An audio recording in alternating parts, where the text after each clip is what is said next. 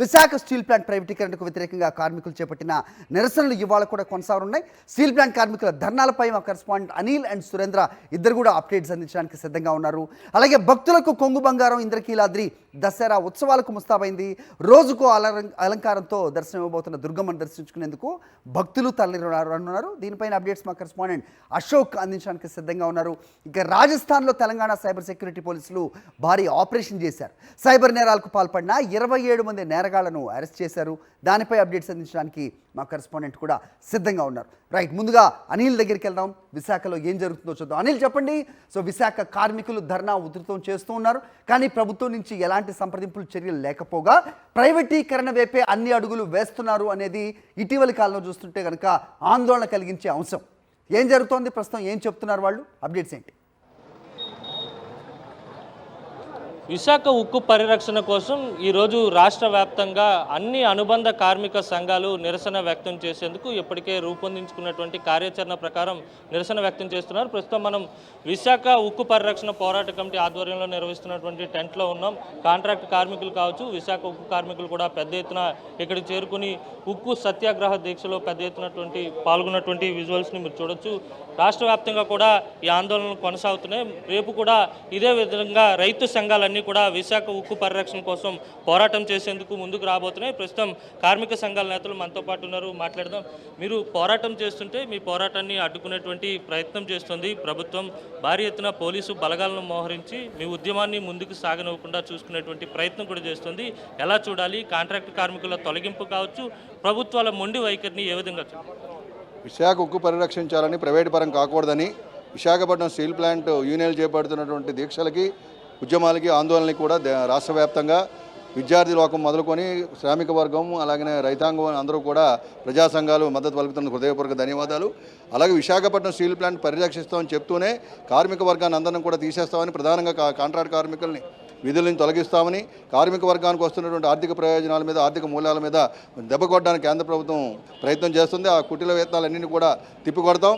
ఎట్టి పరిస్థితుల్లో కూడా ఏ వర్కర్ని కూడా తీయడానికి వీల్లేదు.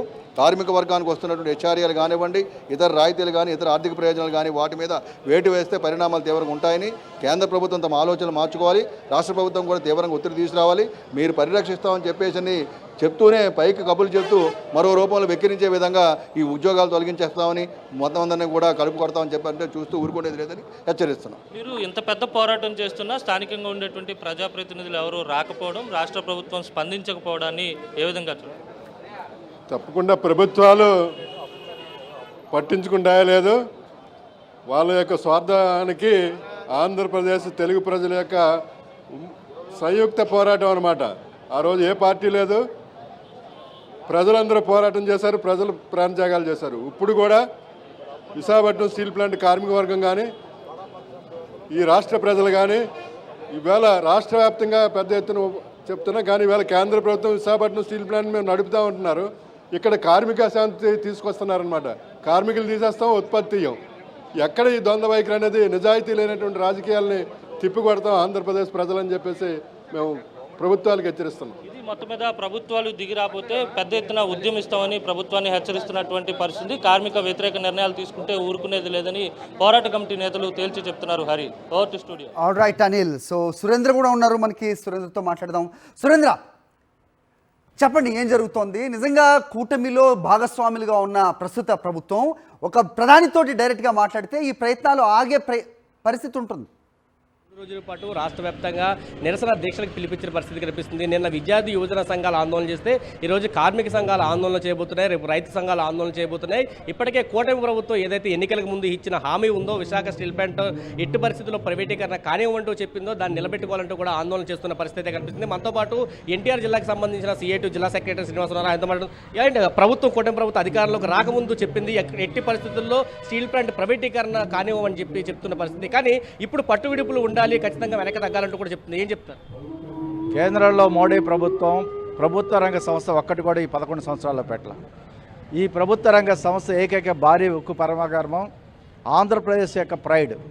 దీన్ని నెట్ట నిలువున అమ్మేయాలనేటువంటి ప్రయత్నం చాలా 11 సంవత్సరాలుగా చేస్తూ ఉంది. ప్రజలు, కార్మిక వర్గం అనేక పోరాటాలు చేసి దాన్ని ఇప్పటివరకు నిలబెట్టుకుంటూ వచ్చాం. ఎన్నికల ముందు తెలుగుదేశం పార్టీ ఈ యొక్క స్టీల్ ప్లాంట్ పరిరక్షణ మా జయమని చెప్పి ఎన్నికల మేనిఫెస్టోలో చెప్పింది, ఎన్నికల ప్రసంగాలు చేసింది. ఈరోజు ఎన్నికల మేనిఫెస్టోలో చెప్పిన దానికి ఈరోజు రాష్ట్ర ప్రభుత్వం మేము ప్రైవేటీకరణ జరగనివని చెప్తాను. కానీ నష్టాలు రావడానికి కారణాలు ఏంటి, ప్రైవేటు పరిశ్రమలో లాభాలు వస్తుంటాయి, ఈ ప్రభుత్వ రంగ పరిశ్రమలు ఎందుకు వస్తున్నాయని చెప్పి మాట్లాడటం అంటేనే ఈ స్టీల్ ప్లాంట్ పరిరక్షణ అనేటువంటి దానికన్నా భిన్నంగా వైఖరి ఉందనేటువంటి చెప్పదలిచాం. ఇప్పటికైనా కూటమి ప్రభుత్వం ఆంధ్రప్రదేశ్లో ఉన్నటువంటి ఏకైక భారీ ఉక్కు కర్మాగారం 1,00,000 మంది పైగా పనిచేసేటువంటి ఈ సంస్థని కాపాడేదానికోసం అఖిల పక్షాలని ఢిల్లీకి తీసుకెళ్ళి దీని మీద ఒక నిర్ణయం జరిగేలాగా చేయాల్సినటువంటి అవసరం ఉంది.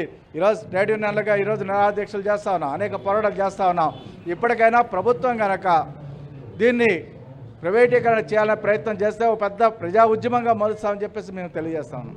ఇది చెప్తున్నారు. ఖచ్చితంగా అఖిల పక్షాన్ని ఢిల్లీ తీసుకెళ్లాలి, ఉక్కు పరిశ్రమను కాపాడుకోవడం కోసం పోరాటానికి సిద్ధం కావాలంటూ కార్మిక సంఘ నాయకులు చెప్తున్నారు. హరి.